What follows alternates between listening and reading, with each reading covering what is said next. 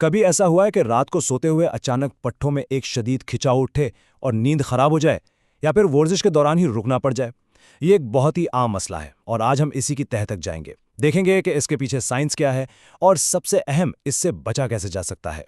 तो सवाल यह है कि आखिर ये होता क्यों है?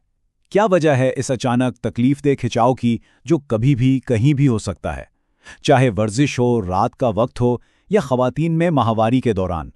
चलें इसका जवाब ढूंढते हैं। तो चलें इस मुम्मे को हल करते हैं। देखते हैं कि जब पट्ठों में खिंचाव होता है तो हमारे जिस्म के अंदर असल में क्या हो रहा होता है। अच्छा, इसे समझने का एक बहुत ही आसान तरीका है। सोचें कि हमारे पट्ठों में एक ऑन ऑफ स्विच लगा है। खिंचाव का मतलब है कि ये स्विच ऑन पोजीशन पर फंस गया है और इससे ऑफ होने यानी रिलैक्स होने का सिग्नल मिल ही नहीं रहा, बस वो सुकड़ते ही चला जाता है। दरअसल ये सारा खेल बिजली और तवाज़ुन का है। हमारे जिस्म के अंदर पोटाशियम और सोडियम जैसे कुछ खास मिनरल्स होते हैं जिन्हें इलेक्ट्रोलाइट्स कहते हैं। ये समझें कि ये जिस्म के इलेक्ट्रिकल मैसेंजर हैं। यही हमारे पट्ठों को बताते हैं कि कब सुकड़ना है और कब वापस आराम की हालत में जाना है। बड़ा नाजुक सा बैलेंस होता है ये। तो देखें, जब तक पोटाशियम और सोडियम का तवाज़ुन बरकरार रहता है, पट्ठे बिल्कुल सही तरीके से काम करते हैं, सुकड़ते हैं और फिर आराम से फैल जाते हैं। लेकिन जैसे ही ये तवाज़ुन बिगड़ता है, वो इलेक्ट्रिकल सिग्नल गड़बड़ा जाता है, पट्ठों को रिलैक्स होने का पैगाम मिलता ही नहीं और वो बस सुकड़ी हुई हालत में अटक जाते हैं। इसी को हम क्रैम्प या पट्ठों का खिंचाव कहते हैं। तो इस सारी कहानी का हीरो कौन है? वो है पोटेशियम। चलें देखते हैं कि ये छोटा सा मिनरल, ये मादनी उन्सुर हमारे जिस्म के लिए इतना जरूरी क्यों है। और ये बात जानकर शायद काफी हैरत होगी। हमारे जिस्म में जितना भी पोटेशियम है उसका 98%, जी हाँ 98% हमारे खलियों के अंदर होता है। और इसका भी ज्यादातर हिस्सा कहाँ होता है? हमारे पट्ठों में। तो पोटेशियम का काम सिर्फ पट्ठों के खिंचाव को रोकना नहीं है, नहीं, ये तो बहुत कुछ करता है। ये हमारे आसाबी सिग्नल्स को एक जगह से दूसरी जगह पहुंचाता है, पट्ठों के सिकुड़ने और फैलने के पूरे अमल को कंट्रोल करता है, जिस्म में पानी का तवाज़ुन ठीक रखता है और यहां तक कि खून की नालियों को भी रिलैक्स करता है। यानी ये एक ऑलराउंडर है। यहां एक और बहुत दिलचस्प बात है। अमेरिकन हार्ट एसोसिएशन कहती है कि पोटेशियम और सोडियम यानी नमक एक दूसरे के मुखालिफ हैं। यानी जितना ज्यादा पोटेशियम खुराक में शामिल होगा, जिस्म उतना ही ज्यादा फालतू सोडियम को पेशाब के जरिए बाहर निकाल देगा।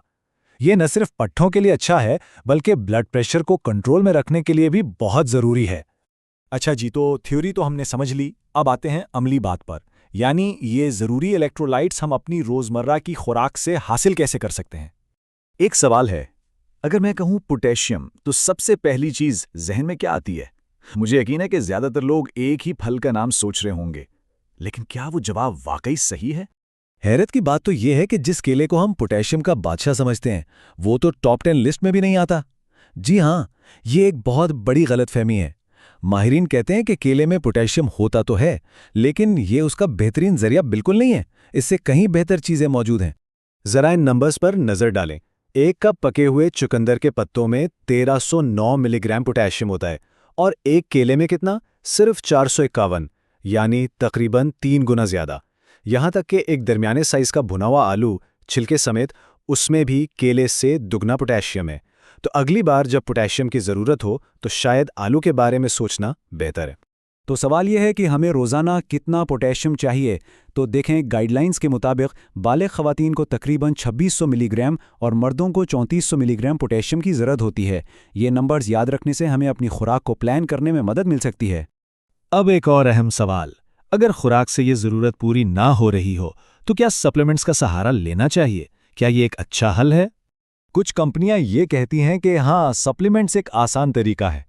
उनका मानना है कि बाजार में जो 99 मिलीग्राम वाली आम गोलियां मिलती हैं वो काफ़ी नहीं होती और तवाज़ुन बहाल करने के लिए 1000 से 2000 मिलीग्राम की बड़ी डोज लेनी चाहिए। लेकिन यहाँ बहुत एहतियात की ज़रूरत है। माहिरीन सेहत जैसे अमेरिकन हार्ट एसोसिएशन इसके खिलाफ खबरदार करते हैं। आम सप्लीमेंट्स की मिकदार इसीलिए 99 मिलीग्राम तक रखी गई है, क्योंकि इससे ज़्यादा मिकदार नुकसानदेह हो सकती है, ख़ासतौर पर मैदे के लिए। और जिन लोगों को गुर्दों की बीमारी है या वो कुछ खास दवाएं ले रहे हैं, उनके लिए तो ये बहुत ख़तरनाक भी हो सकता है। इसलिए हमेशा डॉक्टर से मशवरे के बाद ही कोई सप्लीमेंट लें। तो सारी बात का खुलासा क्या है? यही कि सप्लीमेंट्स की तरफ भागने से बेहतर है कि हम अपनी खुराक पर तवज्जो दें। कुदरती ज़राए से यानी फलों और सब्जियों से पोटेशियम हासिल करना ही सबसे महफूज और सबसे मुअस्सर तरीका है। तो आखिर में एक सवाल सबके लिए, इस सारी मालूमात के बाद वो कौन सी एक पोटेशियम से भरपूर चीज़ है जिसे आज ही अपनी खुराक में शामिल किया जा सकता है? शायद दोपहर के खाने में थोड़ी सी पालक, या शाम की चाय के साथ एक शकरकंदी। एक छोटा सा कदम, लेकिन सेहत के लिए बहुत बड़ा फायदा।